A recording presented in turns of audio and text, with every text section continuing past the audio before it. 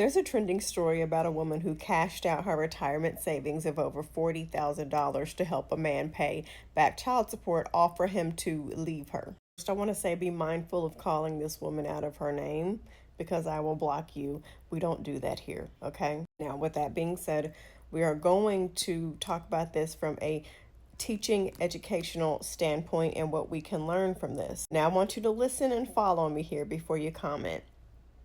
So there was this content creator last year who said that one of the number one ways that serial killers get their victims is by asking their victims for help. Meaning, hey, excuse me, I lost my puppy. Do you mind hopping in my car with me and helping me find my puppy?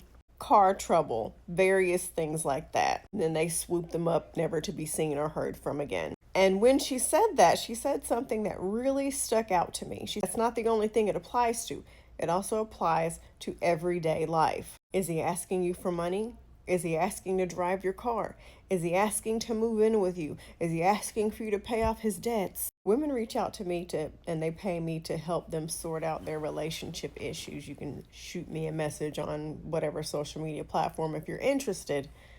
But most of them, not all of them, most of them share these romantic stories about how they met this wonderful guy and the guy just fell in love so fast, and then all of a sudden they don't know what happened. The guy starts acting funny. And I said, well, this is for free. And I said, well, he didn't fall in love with you. He saw your lifestyle and what you could do for him, and he fell in love with that, and you just happened to be attached to it. A late family member of mine told me very basic but very huge dating advice. They need to be on the same playing field as you. If you're a 20-year-old college student, date a 20-year-old college student. If you have your own place and your own car and you can support yourself, that y'all get what I'm saying? They need to because what you need to understand is that this person is not with me because of what I can do for them. That 20-year-old college student, you know that 57-year-old man is with you just because he's a pervert, okay? If you date another college student, both of y'all ain't got shit. Both of y'all can study together. Both of y'all are learning, how the world works and trying to set roots. If you date somebody who has the same shit you do and you're older, you know that person is not just talking to you because they need a roof over their head and money and a car and, a hole. And you need to, oh my gosh, this is why I say I hate that we live in a time where we don't have to rush into marriage, and yet and still women keep doing it. It's so sad. It's extremely frustrating. And I say that because let's say you meet a guy and he falls in love with you so fast, and he does have his own place and he does have his own car and he's taking you to these expensive places. If he's bullshitting you, he's not going to be able to do that for a long time. Every case that I've had, every client that I've had who has told me this story about she's with this man and she's supporting him financially,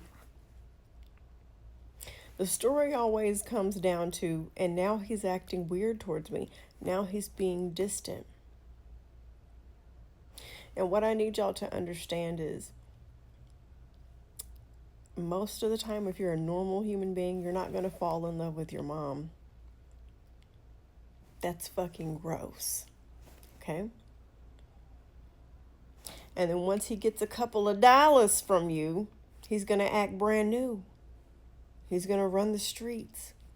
And because he's not attracted to you, who is acting like his mother, he's going to go out and find somebody who doesn't act like that.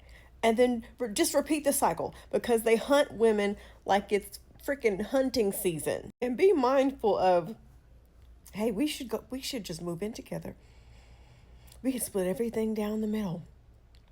That's understandable. Like I said, if you're a college student, if you're under the age of 30, y'all are just figuring shit out.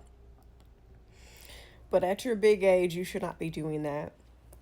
I totally understand, even if it's he pays the mortgage and sale property tax and homeowners insurance, and you pay utilities.